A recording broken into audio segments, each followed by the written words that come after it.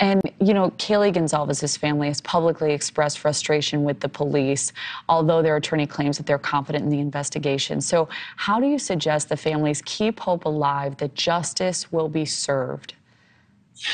Well, the police did, as far as I can tell from reading the news, have done a lot of the right things. They've brought in lots of extra help. That was a failure in our case. The police refused help from people that knew what they're doing. And it was a small town similar to Moscow. They've kept their mouth shut. They're not leaking information, talking to the media about what they're doing. And that's frustrating, I'm sure, because people want an answer, but that's not good police work. And they're doing good police work as far as I could tell. But the real key is that they brought in experienced help. And I suspect they'll find the killer. I really do. Wonderful. And, you know, and there is reporting that a woman named Cindy Mara, the daughter of Colorado Springs homicide detective Lou Smith, who came out of retirement to work on your case for the first 18 months and then continued on his own after that, she and her team continue to work on this case. So what does that mean to you to hear that?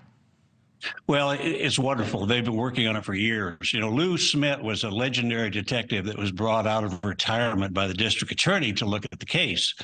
And at that time, the police were convinced that it was one of the parents, Patsy or myself, and that's the direction they were going. And Lou came in and worked the case hard and concluded after a period of time that no, the parents are not involved with this. This is clearly an intruder. Was very frustrated with the police, eventually left the government side of the case and worked on it on his own for up until his death in 2010. And he had developed a huge database of information, of leads and what had been done with each lead, and he prioritized them. And what Cindy has done is picked up that treasure of a database that was developed by her father. And she and 4 or 5 of Lou's former homicide detectives who are retired have joined her team and are looking at this database methodically and going through and basically getting DNA of every person on the database and they're prioritized. So they've started at the top and are methodically working through and getting DNA from each of the people that Lou was interested in. So they picked up the ball, and I'm extremely grateful for that because these guys know what they're doing. So is there any update on the independent DNA testing that you're seeking?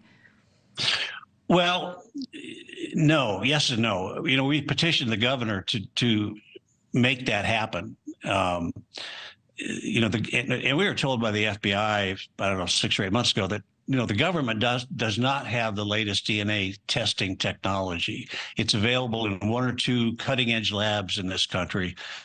And the FBI told us that's where this DNA ought to be sampled and tested. And so we petitioned the governor, and thankfully about 30,000 other people signed the petition to ask the governor to make that happen. He has responded. He's assigned this case to a cold case review team. As we've learned, this is a pretty competent group of experienced detectives. So we feel pretty good about that step. And we've asked them to look at that testing option. And if they come back and say, no, this isn't the right time to do it, we'll accept that. But I'm anxious to have that done because it's just yielded remarkable results in old cold cases in the last 3 years. It's a lot of work, I'm sure, but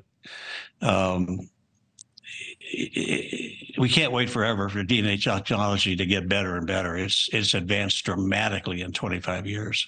Absolutely. And I love the hope that this will be fruitful. I believe that. John Ramsey, beautiful messages for all of us to think about tonight. Thank you for joining us. Well, thank you very much for having me on. Thank you for watching. Go to newsnationnow.com to find NewsNation on your television provider. And don't forget to click the red subscribe button below to get more of NewsNation's fact-driven, unbiased coverage.